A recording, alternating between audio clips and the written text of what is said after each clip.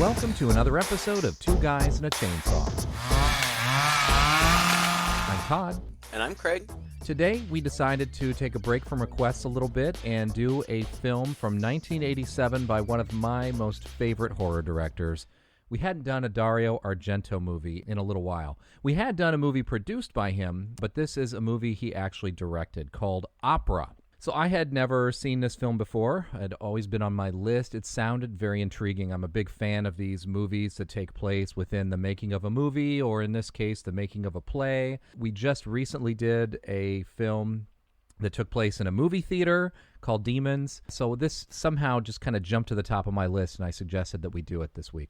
And I have to say, I really enjoyed this movie. I mean, it's probably going to go down as one of my favorite Argento films. Just so gorgeous, so interesting, so intriguing, accessible. Not to say it didn't have issues here and there, but honestly, I loved watching this movie. And maybe some of it has to do with the fact that I just got a brand new 55-inch TV set and I was able to watch it on that because the cinematography in here is really quite gorgeous. Anyway, I'm going to have a lot of nice things to say about this movie, I think. How about you, Craig? What's your history with this film? I know who Dario Argento is. He directed Suspiria, right? Mm-hmm. Yeah. I think that I had seen this title. I'm not sure. I didn't know anything about it, and I didn't look much into it at all before we started. I kind of looked at the trivia on IMDb, or started to, and saw a couple of things. I was like, I think I better wait and watch it first before I get too much into this. And I'm really glad that you liked it and have a lot to say about it, because I f***ing hated it. Really? Yes. Really? I hated it. I hated it. Oh my gosh, I cannot wait for this conversation. You hated it. Why did you hate this movie so much? It was boring. Really? It was super boring, and the story was stupid, and so, like other Giallo pictures, it's basically like a mystery, like a whodunit, and I didn't care. And then when you find out who did it, unless I missed something, which I feel like I did, because I feel like there were all kinds of things going on that I just had no idea what was happening. I felt like there was absolutely no way that you could have pieced together who did it on your own. Sure. It just kind of came out of nowhere, and they solved the mystery with birds. And I am not down with it. It was so stupid. Now, wait a second. I don't remember exactly how you felt about Phenomena, but in that movie, they solved the mystery with flies. I'm surprised you didn't think that birds wasn't a step or two up from flies. I don't know. I kind of also wonder, all right, you've got to say, what mood were you in when you watched this? What were you doing? Where were you sitting? Did you watch this on your computer? Were you engaged with something else? Oh, my God. Well, I got engaged with other things because I got so bored. I was in my living room, as I usually am, watching it on my, 12-inch computer screen, and my partner is working from home because of the pandemic, and he walked through, and I was on my phone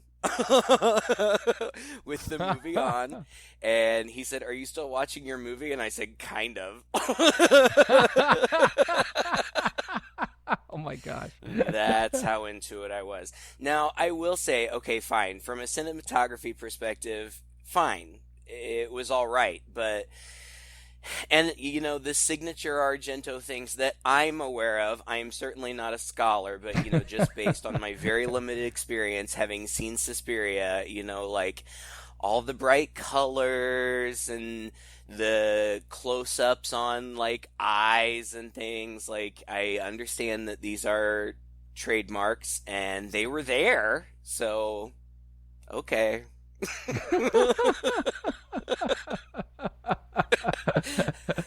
Wow. And there were a couple of interesting visuals.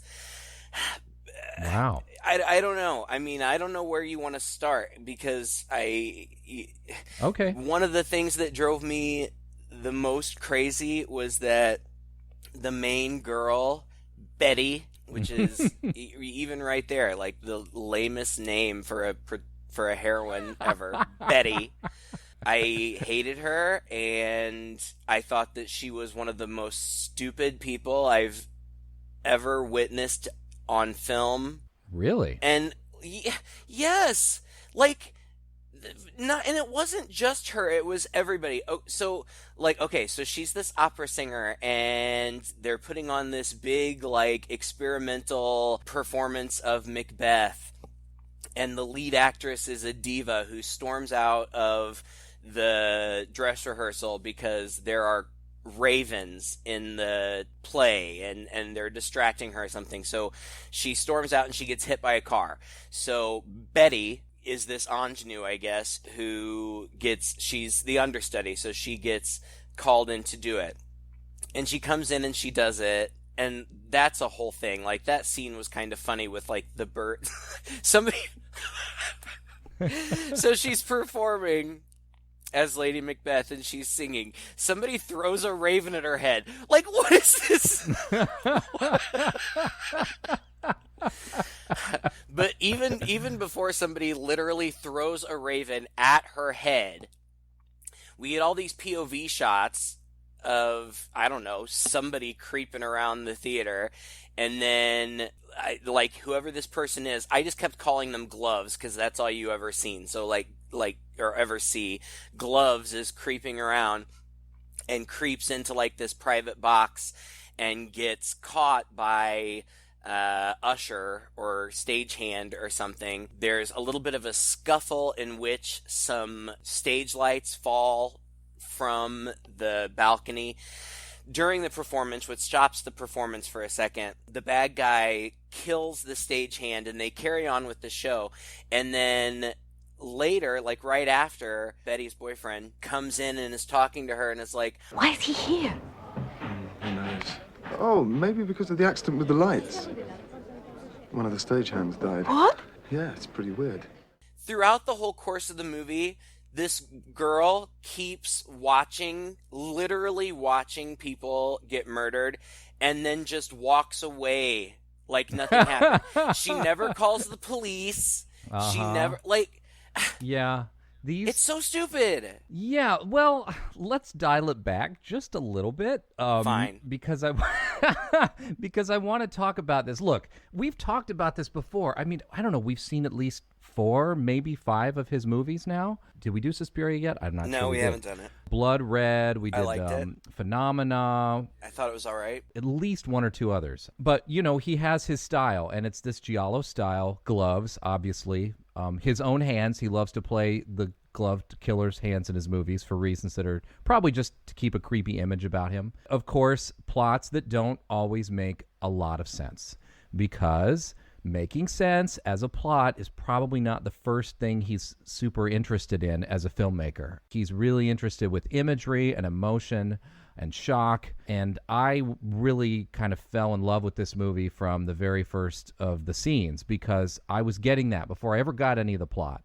I was getting this beautiful, sweeping view of this gorgeous opera house. There's this raven cawing away, which was super annoying, but I think it was that way on purpose. You know, there's the sound of the singers singing that's juxtaposed. We don't get to see the singers singing in the beginning. All we get to see is this close-up on this raven, which every now and then pops into the raven's eye and becomes a close-up on the raven's eye, which...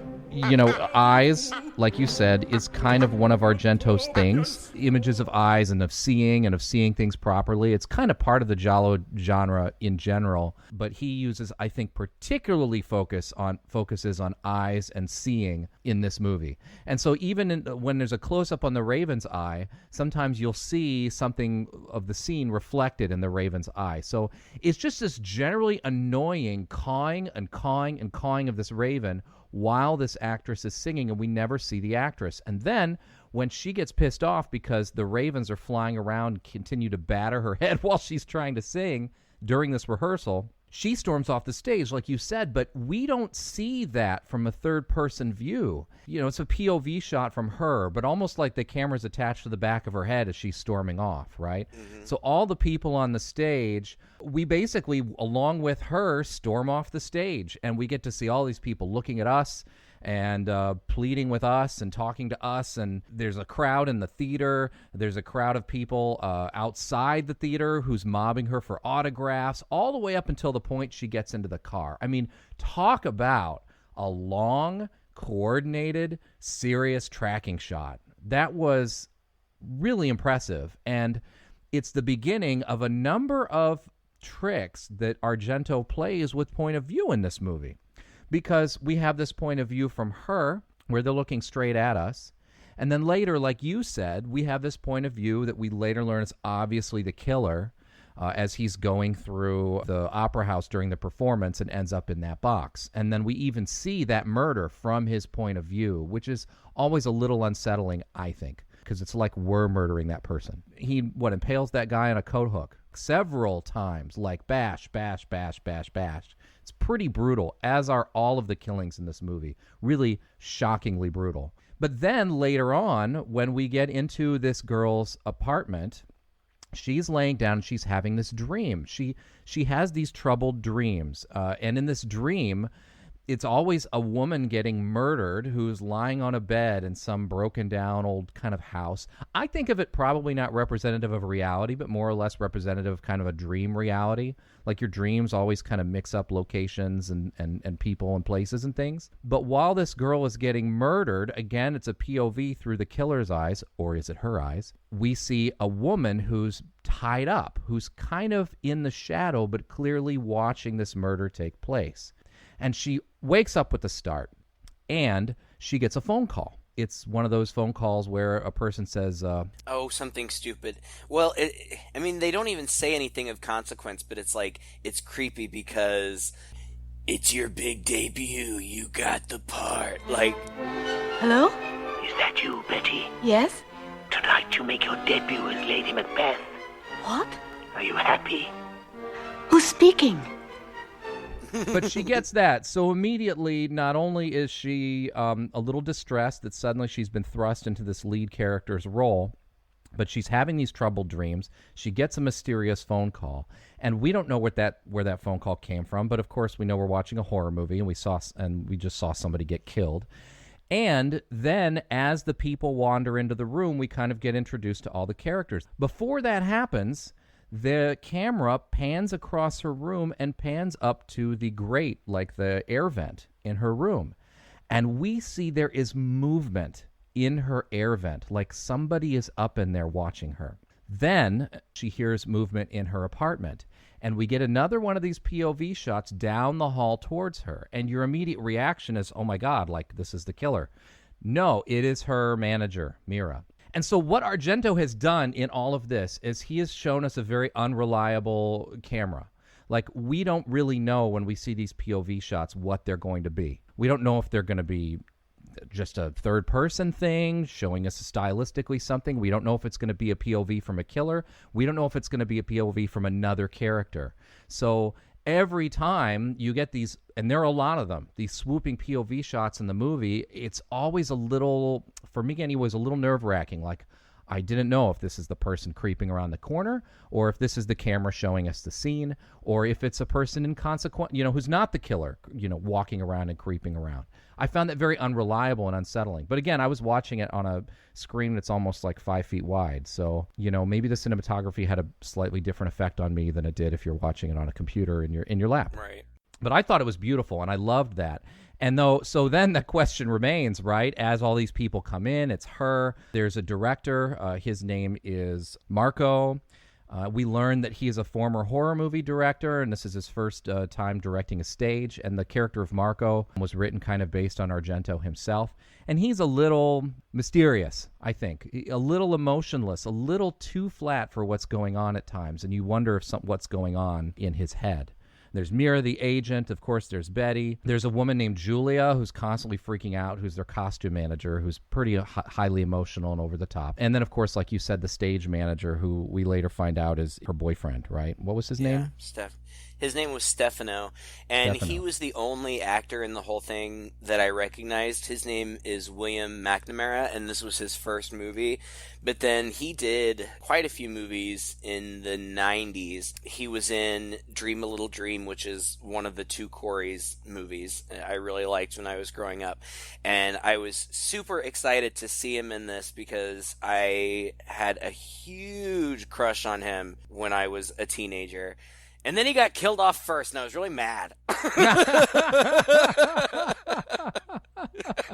Was that why you hated this movie so much? Just because he first to die? I guess. I don't know. It was also... Okay, so usually, I'm used to watching these movies for this now, so I'm aware that they film them and they... You would have to refresh my memory on the process. Dub them they later. film them without sound or whatever, and then other people go back in and dub the voices. Or the same people. Yeah. Or the same people, but in the case of William McNamara, it was not his voice, because I know his voice, and it was nothing like the voice that they dubbed over him, which was a little bit just odd. I mean, I got over it, but I knew, that's not his voice. Well, Marco was played by Ian Charleson, and this was one of his last film roles. Might actually have been his last, because he was in a minor motorcycle accident, I think, while this was going on. And in the hospital, they were given they were doing some tests, and it turned out that he was HIV positive, which was something that he had suspected. And so apparently he fell ill only a year or two after this movie came out, and he ended up dying. But he was really famous for Chariots of Fire. Oh, yeah. Just before this movie. He was one of the runners, one of the two main guys in that movie. So yeah, he's a bit of a name at the time that this film came out. But I felt like this movie just had a lot of style, and I wasn't so impatient with it, maybe just because I was in the mood for this kind of movie when I sat down and watched it. I was so totally taken in by the cinematography, all this swooping camera. The camera is quite impressive during this movie. I mean, there are times where it's point of view shots of ravens circling around, in the movie theater. And for me anyway, anytime we knew something was about to be revealed and something was about to happen, and these ravens play a huge part a couple of times, I felt like Argento knew just how to extend it enough that it was annoyingly long. Just show me what they're seeing. Like, what are they seeing? Like, where are they going to go? Who are they going to point out? What's going to happen? It was just annoyingly long to really build up in me a real sense of suspense. And then, after all these people leave her back alone in her room, the camera again pans back up, and we see there is still movement inside of that grate, and then takes us to another point of view shot from inside the grate. So you get this feeling, this worry that this killer is like in her air duct, in her room, monitoring her. So you never quite know what's going on, I think, and a lot of it has to do with the skillful use of this POV, which is also, I think, quite beautiful to watch. Okay. I don't know. I mean, fine. Yeah, I certainly noticed that, and I certainly wanted to... Who's in the grate? Obviously, it's somebody. You anticipate that it's going to be the killer, but just everything is just kind of silly. I don't know. The parts, I guess. I mean, if there were parts of it that I liked, were the murder scenes. I thought those were pretty well executed. The first one after her big debut, which is a huge success, even though the director gets panned in the reviews. Everybody just thinks she's amazing. This is her huge break, whatever. She goes, we don't see it, but there's like a after show party that they go to, but then she goes home with Stefano, her boyfriend.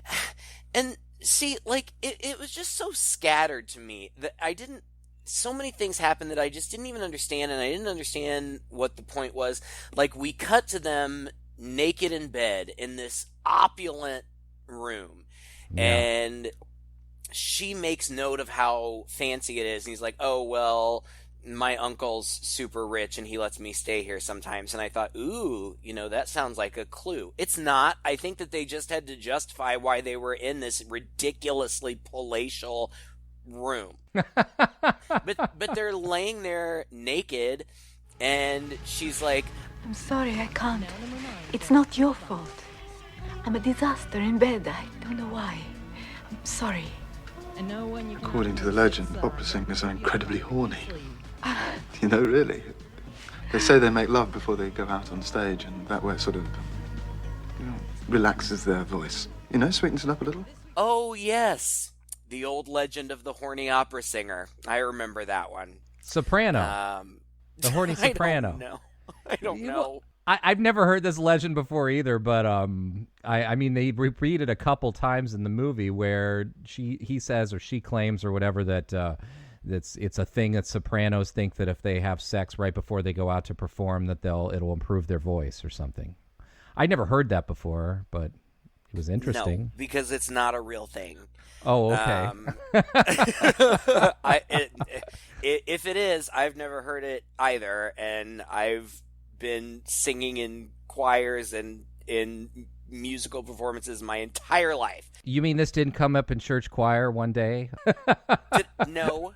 It also didn't come up when I was in college singing in multiple choirs with a bunch of other whores. So, like, I don't know. But anyway, okay, so fine. So they don't have sex because apparently she's frigid, and he gets up to go She's make nervous. her some tea. She's nervous, Craig. She's not just frigid. She just had She this like says nerve-wracking she's frigid. experience. She says she's not very good right now. She's had this nerve-wracking experience, and she has these dreams, these crazy-ass dreams that are haunting her. So everything's kind of on edge right now for her. Whatever. He was hot. She should have gotten over it. You're just jealous. But so he gets up and goes to make some tea, and then the gloves grab her and like tie her up. Now, okay, so I feel like his primary visual in this movie, like the one that he wanted us most to enjoy, was this killer he ties her up, and then he takes needles lined up on a piece of tape and tapes them on her lower eyelid so that she has to keep her eyes open. He says, if you try to close your eyes, you'll destroy them. You have to watch everything. Now, I will concede that this makes for a really unsettling, uncomfortable visual of her, with her eyeballs directly behind this like fence of needles. The problem that I had with it is that you can't not blink. So she's going to have to close her eyes at some point, which she does, I guess, because her eyelid kind of gets bloodied and the blood like runs down the needles, which looks cool or whatever. And so the whole premise is, he ties her up so that she has to watch him commit these murders. So when Stefano comes back in, but again, it's infuriating because Stefano comes back in, sees her tied up with these needles on her eyes, and is like, "What are you doing?" Like, and he just stands there and looks at her for a minute, like, "It's true. What's going on?" And then he starts walking towards her in the most casual way before, out of nowhere, and yet right in front of him, he gets stabbed in the neck with like this crazy knife that kind of looks like a spade. And then he gets stabbed to death very brutally, and it's very bloody, and it looks great. Oh my gosh. But the build up to it was just stupid. Oh. It does look really good. It's very bloody. It's very brutal. The knife goes up through the neck into his mouth. You see the point of the knife in his mouth. I'd never seen an image like that before. That was insane. Well, I didn't see that. That you didn't? Was that was the luxury of your big TV. But I did see, and you don't see this very often, which I think you should see more often. At this guy, the killer, just keeps stabbing, and Stefano is putting his hands up in front of his face to try to shield himself, and he just keeps stabbing into and through his hands, which I thought was brutal and realistic, and the blood was very red, and it was everywhere, and it looked really good. So I liked that part. Yeah. But then when it's done, like you say, and I completely agree with you, the killer cuts her rope loose enough that she can get out, and then he disappears. So she takes everything off and goes running outside into the street. And it's raining outside, and she goes to a phone, and she does call the police. She calls the police and says she needs to report a murder that happened there, but she doesn't give her name or anything. She hangs up. Why? It's a good question, right? Right. I just don't understand. Like, why didn't she call the police from the house? Why, when they ask her, who is this, she won't tell them who it is. It makes no sense. And then she's wandering around in the rain, and I don't know, what is this supposed to be, Paris? I don't know where it's supposed to be. But a big city, and her director just happens upon her and picks her up. And so, okay, I was like, well, maybe he's the killer. I don't know. Maybe he's following her, and that's how he can find her. Fine, I can deal with that. But picks her up, takes her back, where she tells him the story that he is completely unmoved by. Like, oh, wow. They murdered Stefano? Whoa. Let's read our reviews.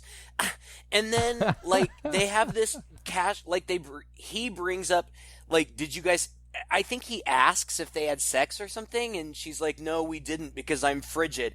And he brings, somehow the whole Sopranos being super horny thing comes up again, and they just casually talk about it, and he says, because he's a film director, he's like, oh yeah, I always jerk off before I shoot a scene. And then they just carry on with their conversation. Like, good to know. Yeah. Good to know. Wow. See, none of this bothered me. You said this to me before. Something traumatic like this happens to you. How are you so sure you're going to act and feel logically afterwards? First of all, like I said, I don't think Argento is terribly concerned about everything being 100% realistic. But also, if you just finished boning your significant other and you walked into the other room to get something and you walked back in and they're standing up and they're a bit of a distance away, but they're kind of tied up, you might think, what is this? I don't think your first notion is going to be, oh my God, like, while I was away for 5 minutes, somebody broke into the house, tied them up, and now I'm in trouble. You would want to approach and see what kind of game they're playing with you first, I think, before you'd immediately freak out. That's my sense. Okay. And the same thing with this girl. That's not particularly sexy that she's standing there with needles in her eyes. Well, but I'd say he's far enough away. Blood running down her face. He's too far away to really get a good glimpse of exactly what's under her eyes or what that is. I thought that was more or less fine. And then she runs out of the house to call the cops. Is fine, you know? I mean, her first instinct is to leave the place. Maybe the killer's there. And then while you're outside running, you're like, oh my God, I need to call the cops. So you find a phone booth and you do it. And then you don't report your name because you're kind of confused and maybe you're a little concerned that you'll get in trouble for this. And so you just kind of pause and maybe just hang up the phone because you can. And then she gets in the car with this guy, and it's so surreal, right? Like, she's just been through this surreal, shocking experience, and she says, I don't want to tell you yet anything. And they have this sex talk before she actually tells him that, about the murder. Yeah, that's the murder comes quite a ways away from this. So I saw this as a kind of a cooling down period. I gave it a little bit more of a pass. And I also thought maybe it was an interesting peek into her character. Like, we already know she's having these dreams, and the whole time she's having these dreams, one key thing that she says at some point, it might have been before this, might have been after, is, I don't know if these are just dreams or if they are reflective of something that happened to me when I was young. Right, and she also says that all of what I saw, referring to the murder that she just witnessed, all of what I saw happened in the dreams that I've had. Mm-hmm. So Right. So there's obviously some connection, and that does pay off in the end. So I mean, I that's think fine. I just can't get over the casualness of it. Like, she never again really cares that presumably her boyfriend, unless they just hooked up this for the very first time this night, which is possible, but presumably her boyfriend, she doesn't really care. And then she tells the director, and he doesn't care. Like, all right, I interpreted this two different ways. It's totally different from you. When she is acting this way, I thought that's really interesting that she's acting this way. Either she's super emotionally distraught, or this has tapped into something of her, some numbness of her. If she was involved in these past experiences where people got murdered, was she somehow complicit in them?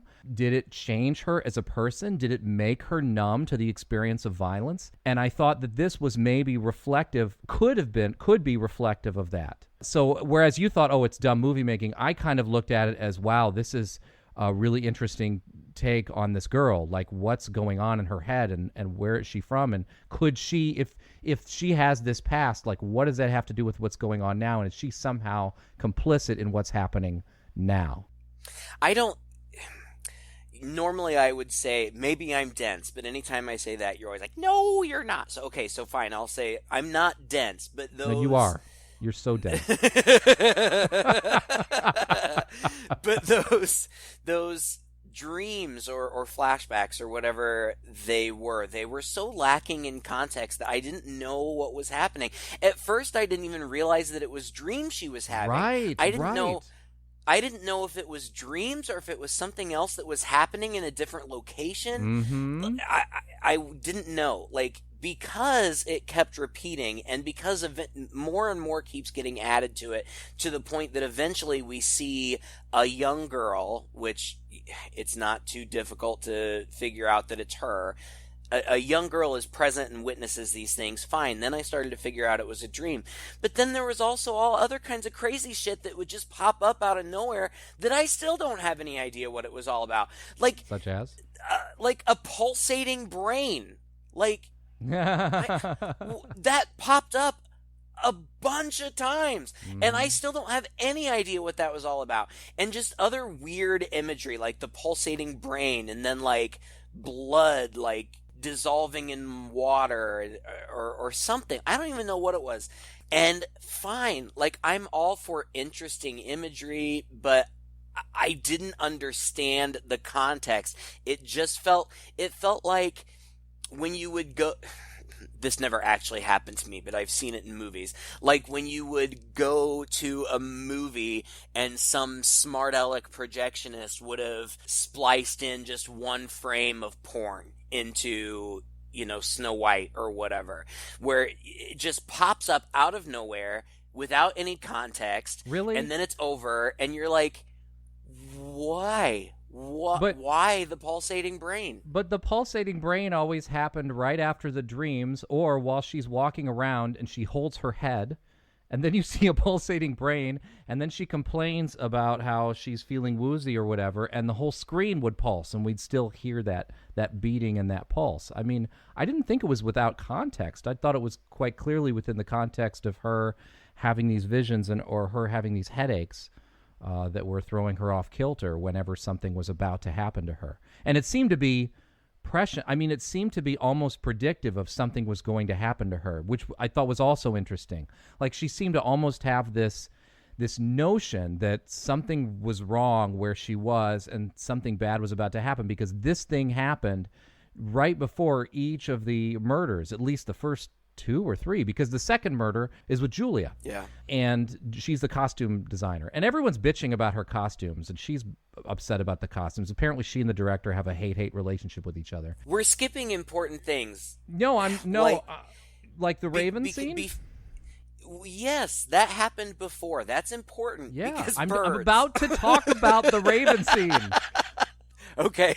She has a hate-hate relationship with the director. The director hates the costumes, and during the night, we get a killer POV that comes onto the stage. It's nighttime, and all these ravens are in big cages, and this killer goes to unlock the glass costume case, pulls out her costume, and then gets some scissors and proceeds to cut it to shreds. At the same time, the ravens are watching. And dude, I'm sorry, but I thought this scene was amazing. I thought this scene was so good. It shows it from a number of isolating angles where there's a moment, I think, where there's a top down on the killer, but it's so far away that we have no identifying details.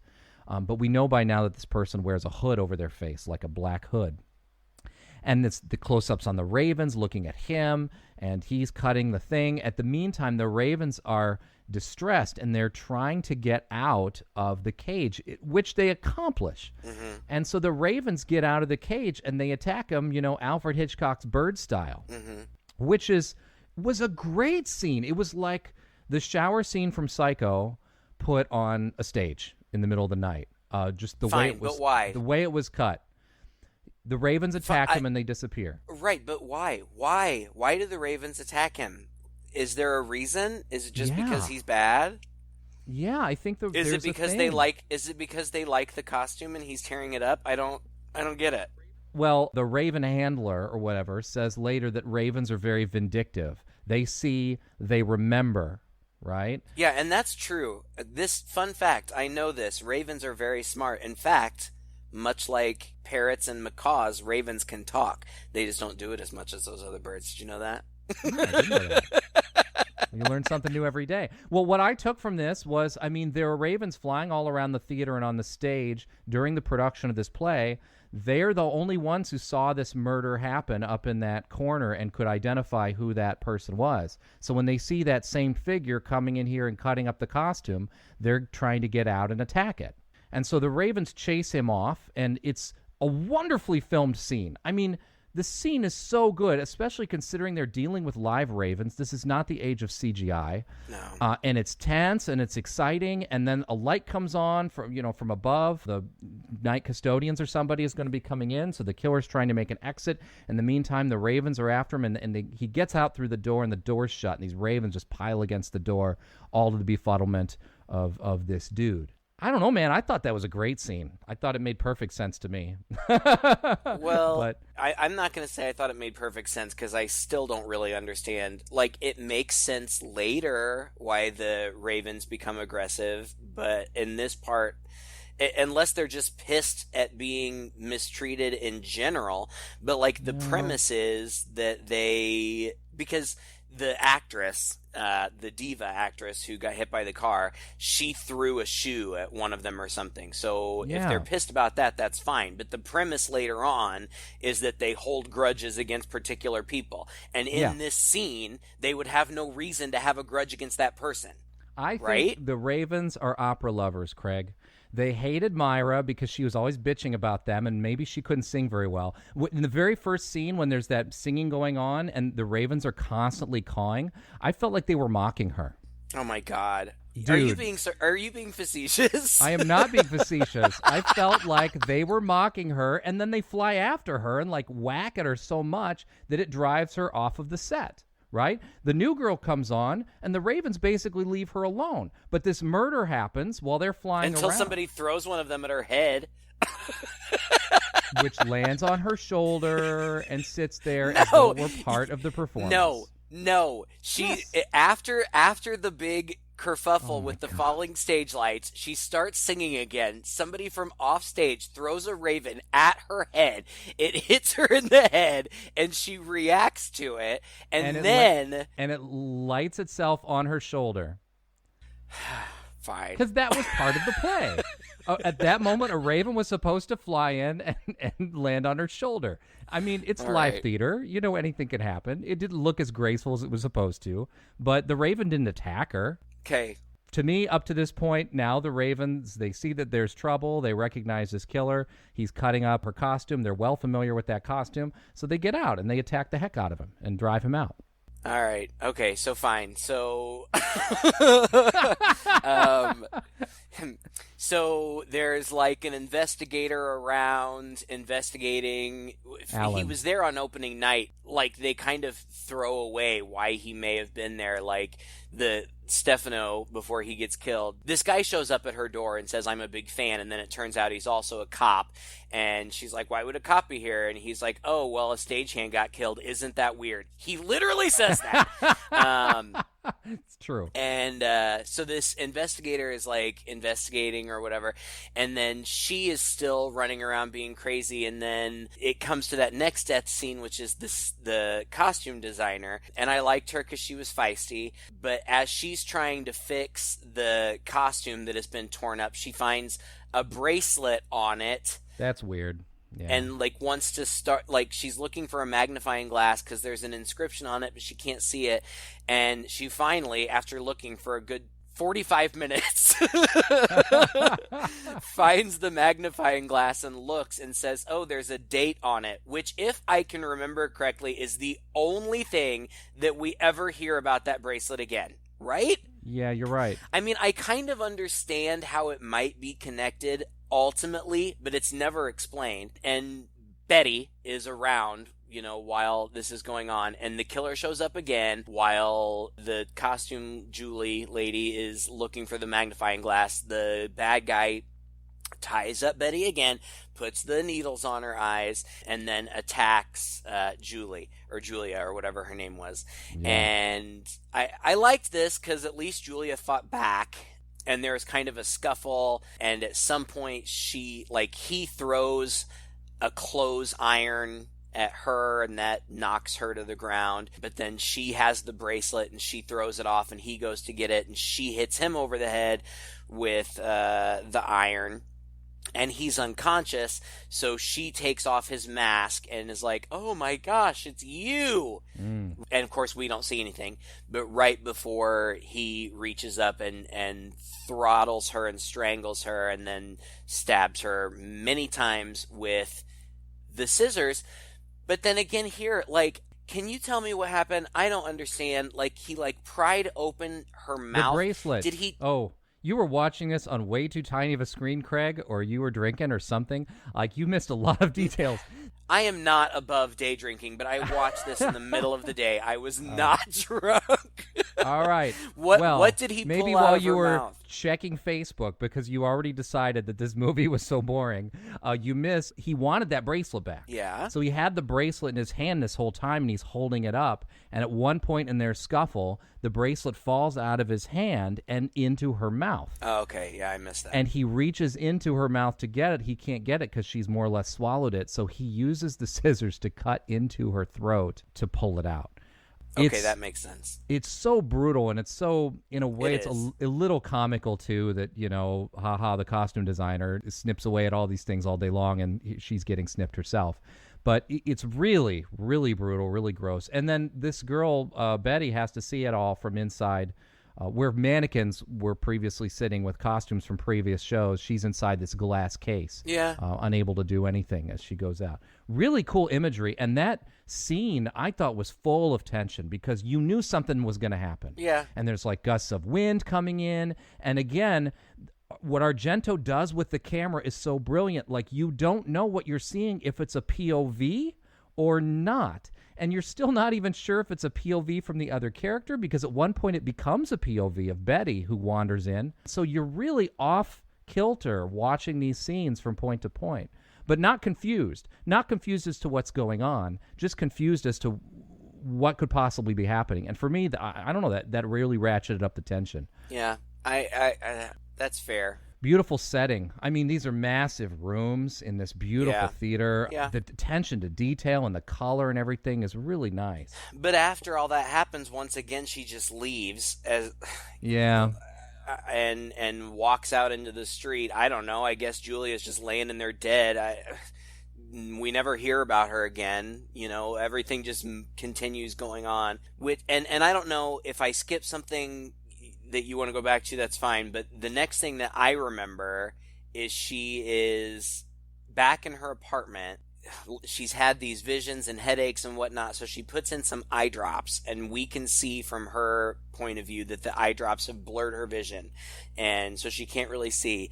And somebody knocks at the door, and I guess Mark had set up security for her or something. Yeah. No, she meets with the inspector right after Julia, and she talks with him about it, and he calls the police, and she explains, what's happened and all that, and she says somebody's been stalking me, and he says, I'm worried for your safety, and he says, go up to the room, lock yourself in. I am sending Inspector, what was the guy's name? Inspector something or other is going to come up to your room and check on you, but then he's going to be stationed to make sure and kind of stand guard and make sure you're okay. Right. So that's what she does. And I'm not sure. I don't think this is her apartment. Maybe it's her apartment, or maybe it's a room in the hotel. I'm not certain about it. It's where she's staying. Yeah, it's wherever it is. It's the right? same place. It is her apartment. We know it's her apartment because remember she talks to somebody outside who's her neighbor or whatever, and she's got a big sound system where she listens to like meditation / opera tapes. Yeah. She puts on the opera from Pretty Woman. That was fun for me. Somebody knocks at the door and she's like, oh, I can't see, who is it? And he's like, it's the inspector. And she's like, okay, come in. And he comes in, and then she calls her manager, Mira, I don't know, whatever, it doesn't matter. And she's coming over, and she does come over, and Betty lets her in, and Mira's like, oh, I talked to the inspector downstairs. And Betty's like, what? You couldn't have talked to the inspector downstairs because he's here in the apartment. Yes. And they go to look, and he's gone. Yeah. He's not there. Like, there's still a smoking cigarette in the ashtray, but he's not there. And so then they freak out, and that leads up to what I thought was the most tense and interesting part of the movie. First of all the lights go out, and from that point on, everything is lit by the neon signs flashing outside. And they're flashing in these bright colors, reds, blues, greens, which is what I have come to expect from Argento. So that was fun.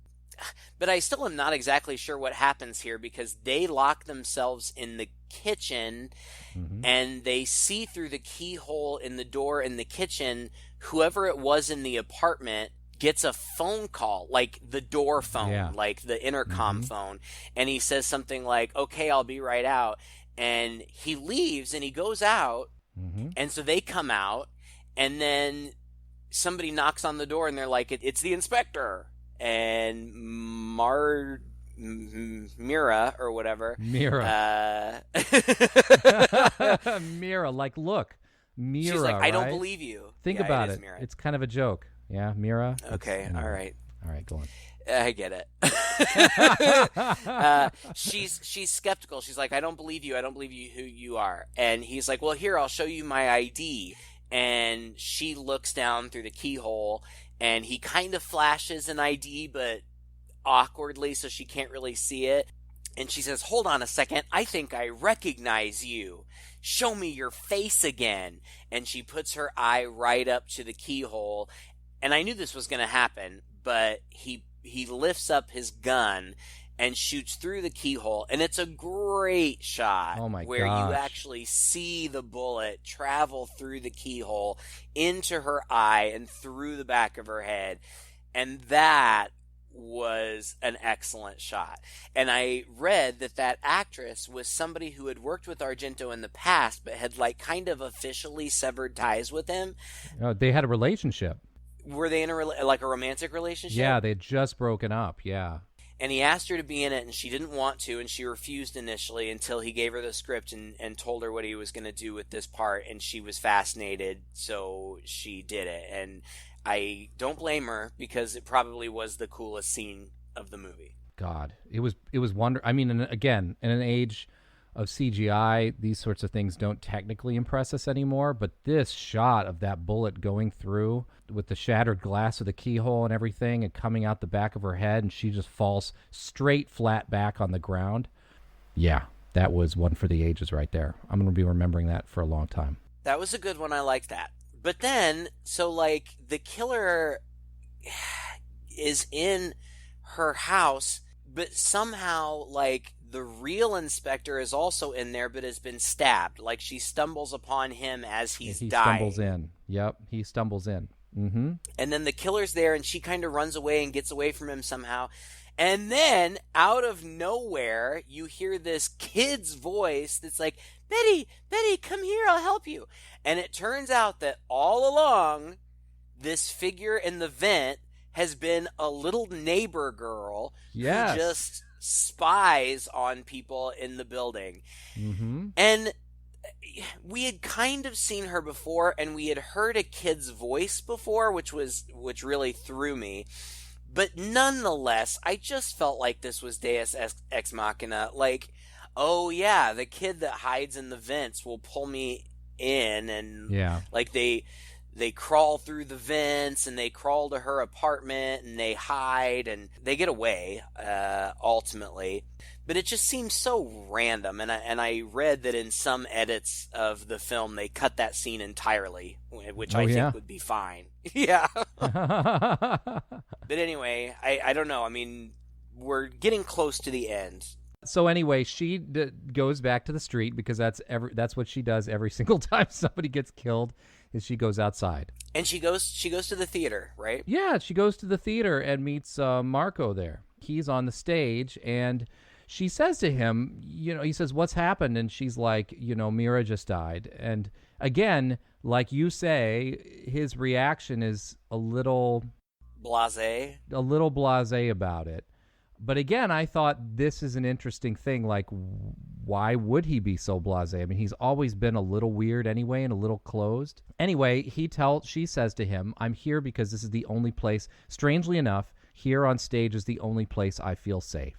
And he says, well, there's going to be a lot of noise here because I got a bunch of stagehands making some changes to the play. I'm making a change to the play tomorrow, and that's going to reveal the killer if he's in the audience. And she says, are you sure he's going to be in the audience? And he says, yes, I'm positive he'll be in the audience.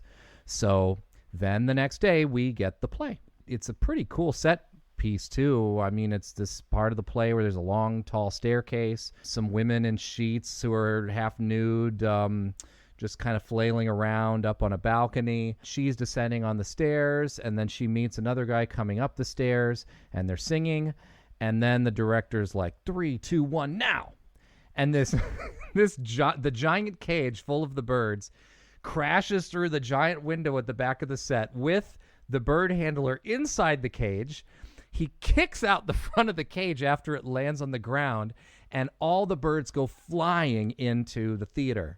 And they're circling around. And so instantly you're thinking, okay, the birds know who the killer is. The birds are going to find the killer. And This scene is so cool. It is. At first, it's just one swooping around, and you can tell it's like he's looking. It's like he's going around the whole theater.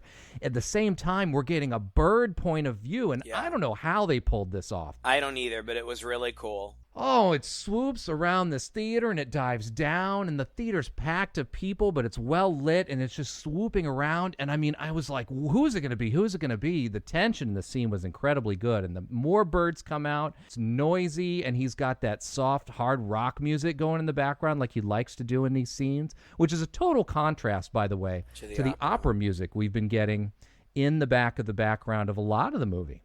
But when these kills happen, it's back to his, like sort of goblin-esque, intense heavy metal, which I love. I just identify with that. So, yeah, and then it dives down on Alan, who was the inspector, and starts pecking his eyes out. It doesn't bother me that it's him. It bothers me that there was no indication that it could be. That is the, like, if it's going to be a whodunit, I want there to be some clues. Even if I don't pick up on them, I want to be able to think, oh, okay, yeah, that makes sense. It's just totally out of the blue that it was this random inspector, or at least it seemed out of the blue to me. I don't know, maybe I missed something, but anyway, it is him, and it pecks out his eyeball and eats it, which was funny. Which was awesome. But he's not dead. He's not dead. And this is a part I don't quite get, because the next scene we see is of her just stumbling, holding her head, going into the dressing room like it's all over. Right. And I think probably her assumption was that somebody out there wrestled that guy to the ground. I mean, half the crowd is plowing out of the theater. They're scared. But I think her assumption is it was taken care of. And the director comes in. Marco comes in and says, wow, that's really weird. It was the inspector, huh? And then Marco gets whacked, I think, from behind, and the killer is right there. It's as though his eye is not a gaping hole bleeding from his face. He's remarkably on point and has a task to do, and he just picks her up and he takes her away into a part of the theater, which is by now pretty much emptied out. Takes her into a room. What, it must be like the script room or something? I don't know. A bunch of papers on some shelves. Yeah, newspapers. Yeah. Behind a grate. And he ties her to the chair. And this is, I kind of figured out the motivation by this point of whoever the killer would be. I realized it could be about anybody, but I kind of figured out it had something to do with, is probably the same person who in her past, those dreams are probably real.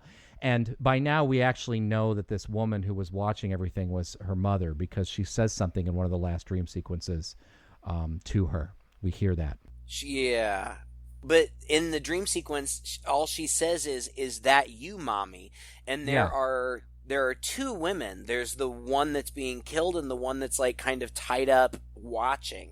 So I didn't know if it was her mother who was being murdered or if she was the one that was watching.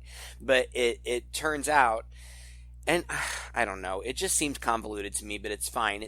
This guy, Alan, says to her, I was in love with your mother. I was infatuated with your mother. She taught me that cruel little game of killing and torturing. Only that I have her. I was her slave. And she was a sadist. Like, I feel like he says something like, she wouldn't let me touch her, but she liked to watch me hurt other people. Mm-hmm. So I guess that he would, go get these other women and then torture them in front of Betty's mom, and that they got off on it or whatever. Yeah, basically. It's this whole psychosexual thing. So anyway, I guess the point is he's trying to recreate this with her. That's why he's making her watch these things. So, okay. But then, so he's got her tied up, and then he sets the room on fire. Well, first, he douses everything, like it's all these papers lining the walls. He douses everything with gasoline that conveniently happened to be there. Well, he planted it there, I would say. Okay. Yeah, probably. All right. But then he gives her his gun, and she's blindfolded. She's tied up in a chair and blindfolded. And he gives her his gun, and he instructs her where to point it, and tells her to shoot, which she does, but not before he strikes a match.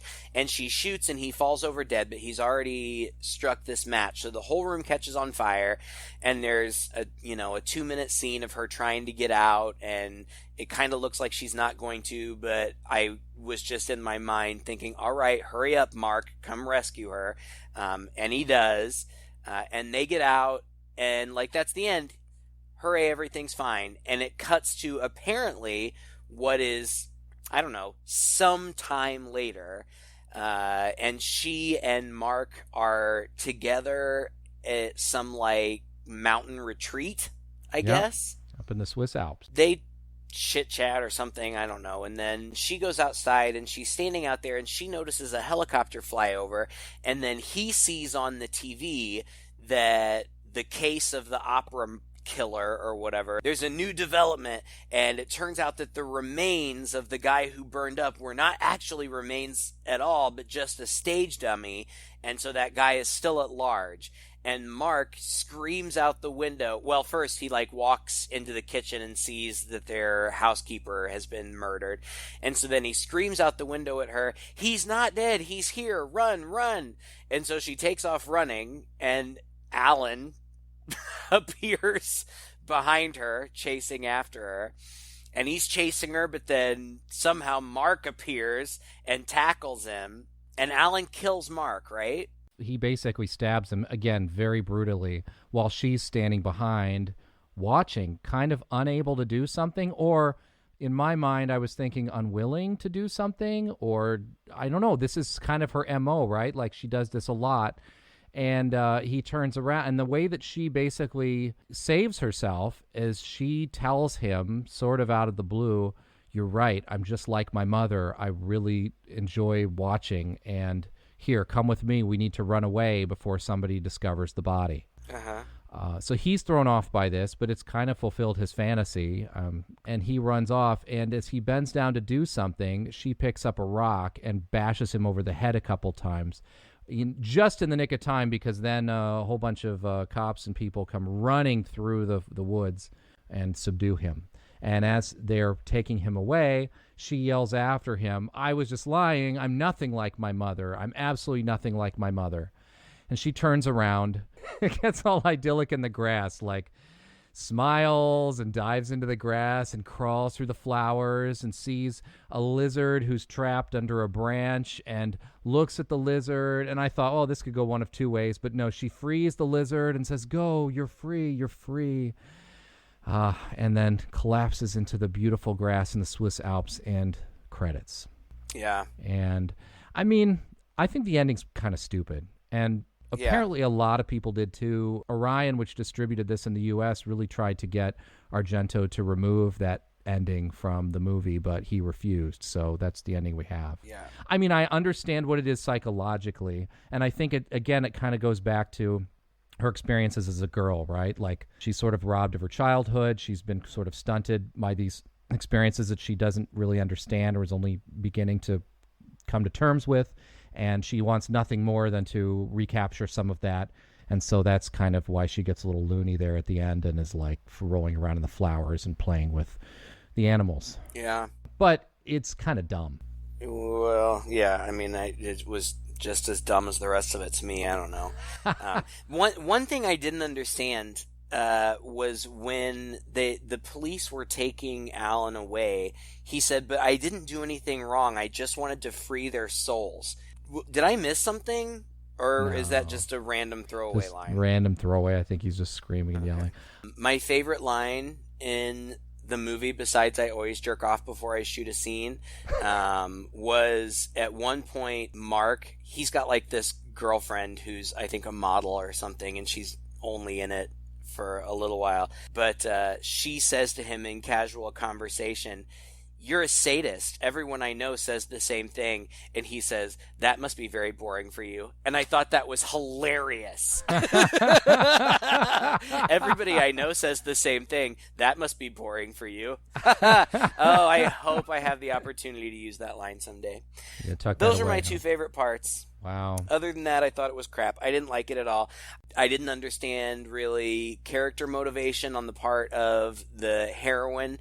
Her actions and reactions were nonsensical. I have no idea if that was because of the writing or the direction or the performance. Argento said that the actress who played Betty was the most difficult actress he ever worked with in his career. I don't know if that had anything to do with it. I am not willing to write off this genre of film just because I really disliked this one, because some of the other ones that we've watched I have enjoyed quite a bit, and I've been really intrigued by the mystery. But even if I had been intrigued by the mystery of this one, it still would have been a letdown, because it just felt like an insult, like a slap in the face, like, okay, here's who the killer is, here's the big reveal, I've given you nothing, there have been no breadcrumbs along the way that you could have pieced this together, just accept that. And I just thought it was lazy and I didn't like it, but I'm glad that you did, I really am. Well, you really wanted a mystery we can solve. Yeah. Right? I guess you were really watching the movie looking for clues to who this guy is, and why wouldn't you, right? Because it is a mystery. Yeah. I'm not all that bothered by the fact that I had no chance of figuring it out, because I thought the movie did a pretty good job for the first time in a long time of really, it could have been almost anybody. Right? Like, anybody who was alive could have been the killer, from some unknown guy, whatever, to somebody really, really close to her. And often movies are dropping all these red herrings and trying to deliberately throw you off the path. And I just thought this movie had such a big cast. You know, it's such a thing. Like, you're putting on this giant play, and there are all these people interested in frickin' Myra. Could have been her, because she was super pissed off, you know, that she got replaced in the show, and throws like a wine bottle at the screen at one point when she sees Betty, you know, performing on television. So, yeah, I was fully expecting her to come back and end up being the killer somehow, you know, and it didn't. That part didn't really bother me. It was a ride that I enjoyed taking, and it moved me emotionally. It was genuinely tense in certain parts. I thought that as a psychological drama, all of the things that we talked about made pretty good sense, even though when you're watching them from afar, you go, why is she making that choice? Why would she do that? Why isn't she showing this emotion? Again, I was just thinking, yeah, that's this woman, like something is really messed up with her, and we're about to figure out what it is. And we did, by the end. Yeah. And in that sense, that original ending does, in a very heavy-handed and movie-like way, hammer home that point. This girl's still messed up. She was messed up as a kid. She was taken through these traumatic experiences of a kid, which she somehow shut out of her mind. They get recreated with her. She's put through this horrible ordeal. She finally gets the best of this guy, and she really wants nothing more than, again, to be able to shut all this out and get back to that childhood that she lost. It's not perfect, but I thought emotionally and visually and the cinematography was just beautiful. I'm sorry, but I'm like diametrically opposed to you that I feel like this is probably the best Argento movie I've seen yet. I mean, I'd put it above Suspiria. It makes more sense than any of the movies of his we've seen so far, They were way more dreamlike and had way more convoluted Deus Ex Machina kind of oddball things going on than I felt like this movie had. I felt like this is probably the most accessible one we'd seen. And then on top of all that, the brutality was just... It was well executed and not in the cheap way, in a way that did not glorify the violence, but made it really genuinely unsettling. And I like that. And I think there's a theme there as well. It's all about seeing her mother, seeing these murders and getting off on it. This girl being forced to watch these murders just like her mother liked to get off on. And then here we are, the audience, through the killer's POV, also watching every grisly, gory detail of these murders. And it implicates us too, in a way. How are we any different really from these folks kind of getting off on watching this movie? And I think the brutality of those scenes makes that a little more clear and more uncomfortable for us than it would have been otherwise. Yeah, So. That makes sense. Well, thank you for listening to another episode. If you enjoyed it, please share it with a friend. Keep those requests coming. We're going to be doing some more in the next coming weeks. We hope that you're staying safe out there, and also that you'll reach out to us if you want. Just find us online, search for Two Guys and a Chainsaw. We got a Facebook page. You can leave comments there. We have a YouTube channel. Please subscribe and check us out there. Share us with a friend. Spread the love, and we will see you again next week. Until then, I'm Todd. And I'm Craig. With Two Guys and a Chainsaw.